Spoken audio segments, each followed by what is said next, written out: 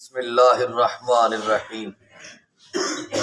حضرات ذی وقار، اللہ کی فضل، نبی پاک صلی اللہ علیہ وسلم کی نظر رحمت سے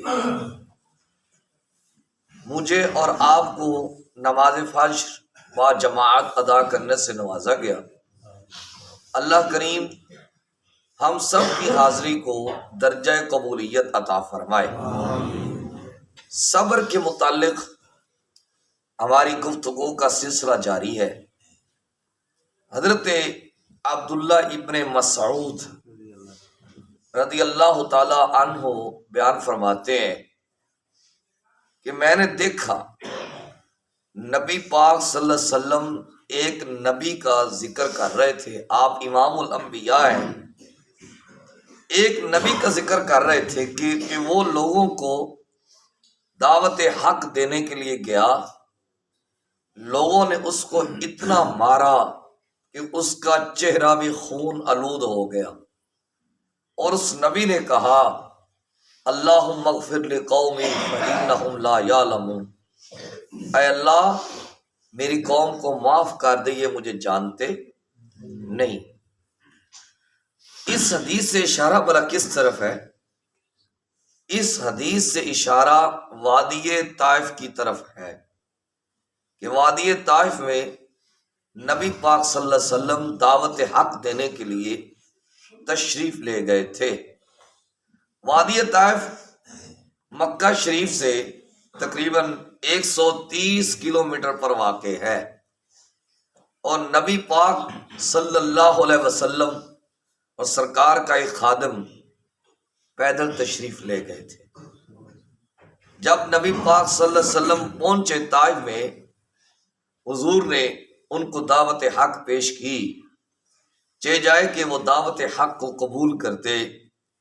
انہوں نے آقا دو عالم صلی اللہ علیہ وسلم کے پیچھے نوجوانوں کو لگا دیا، اور میں وہ حویلی دیکھ کے آیا ہوں جس میں حضور صلی اللہ علیہ وسلم پر پتھر برسائے گئے تھے، حضور کو اذیت دی گئی تھی، حضور کو تکلیف دی گئی تھی۔ حضور امام الانبیاء ہیں۔ اللہ کے بعد اگر اس کائنات میں کسی کا مقام بلند ہے تو وہ حضور کا ہے۔ اتنے سٹیٹس کے مالک ہونے کے باوجود جب آقا دو عالم صلی اللہ علیہ وسلم کو ایک پاؤں پہ تکلیف ہوتی ہے، وہ دوسرے پاؤں پہ مارتے ہیں۔ جب وہ حضور دوسرا پاؤں اٹھاتے ہیں، وہ دوسرے پاؤں پہ مارتے ہیں۔ جب حضور صلی اللہ علیہ وسلم تکلیف کی شدت کی وجہ سے بیٹھ جاتے، حضور کے نالین پاک بھی خون آلودہ ہو گئے، تو حضور کے وہ بال جن کی قسمیں میرا رب قرآن میں کھاتا ہے، ان بالوں سے پکڑ کے حضور کو جھنجھوڑ کے اٹھاتے ہیں۔ اتنی اذیت دی گئی، اتنی تکلیف دی گئی۔ آقا دو عالم صلی اللہ علیہ وسلم کے ساتھ جب یہ معاملات ہوئے تو پہاڑوں والا فرشتہ حاضر ہو گیا، بارش والا فرشتہ حاضر ہو گیا، ہوا والا فرشتہ حاضر ہو گیا، آگ والا فرشتہ آ گیا۔ یا رسول اللہ صلی اللہ علیہ وسلم، آپ ہمیں حکم عطا فرمائیں، ہم پہاڑوں سے پہاڑ کو ملا کے ان کو ریزہ ریزہ کر کے رکھ دیں۔ ہوا والا کہتا ہے حضور ہمیں حکم کریں، ہم اتنی ہوا چلائیں ان کے گھر جڑوں سے اکھاڑ کے رکھ دیں۔ آگ والا فرشتہ عرض کرتا ہے یا رسول اللہ حکم فرمائیں، آگ جلا کر ان کو جلا کے راکھ کر دوں۔ اور پانی والا فرشتہ عرض کرتا ہے یا رسول اللہ آپ حکم فرمائیں، میں اتنی بارش برساؤں کہ بارش کے اندر یہ ڈوب کے مر جائیں۔ اب آقا دو عالم صلی اللہ علیہ وسلم نے اپنے ہاتھ مبارک اٹھائے۔ حضور کے امتی ہونے کا ہم دعویٰ کرتے ہیں، حضور کے نام لینے کا ہم دعویٰ کرتے ہیں۔ دعویٰ حضور کے عشق کا ہے، معاف کرنے کا جذبہ نہیں ہے۔ دعویٰ حضور کے عشق کا ہے، انتقام لینے پہ تلے ہوئے ہیں۔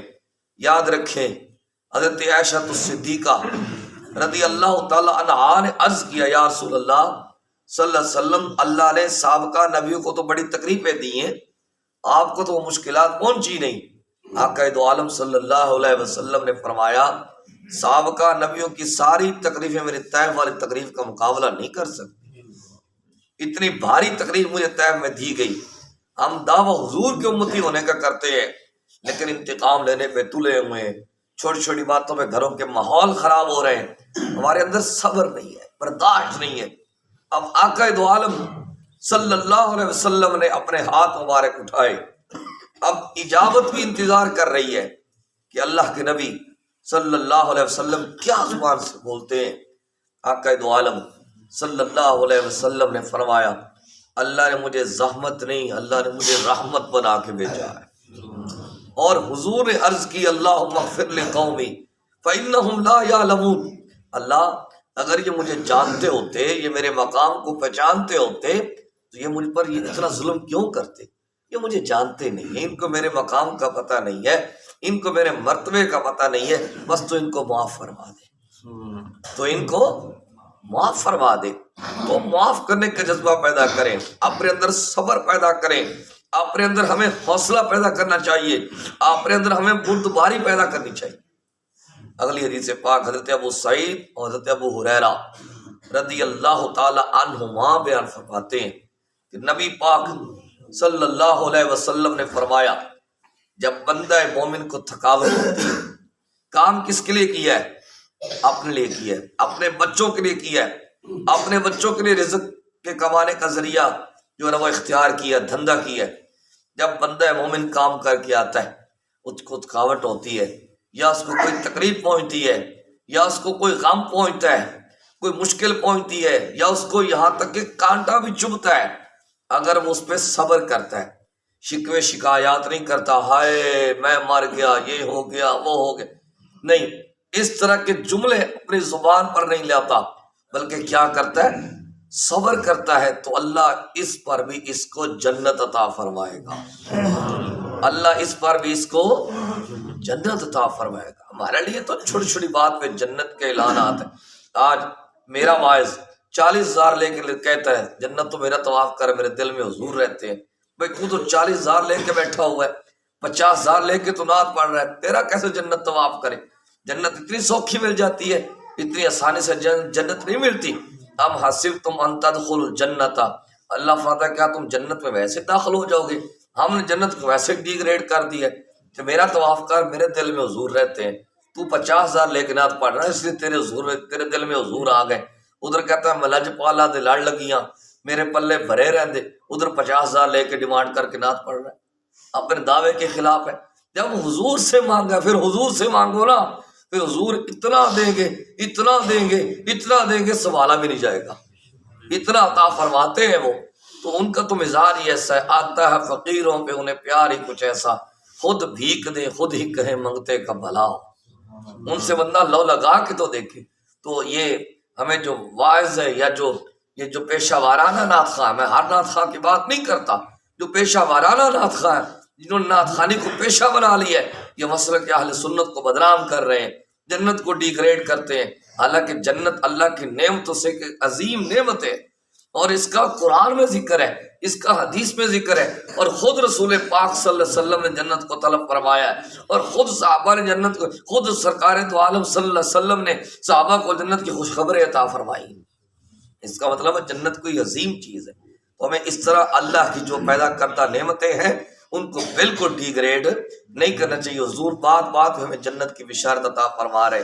دیکھ لیں، ہم جب سے ہم نے صبر کا باب شروع کیا ہوا ہے، ہر حدیث نہیں تو دوسری حدیث میں جنت کا ذکر آ رہا ہے۔ اللہ پاک مجھے اور آپ کو ان باتوں پہ عمل پیرا ہونے کی توفیق عطا فرمائے۔ صلی اللہ تعالی علی حبیبہ الاعلی سید الانبیاء محمد وعلی آلہ واصحابہ اجمعین برحمتک یا ارحم الراحمین۔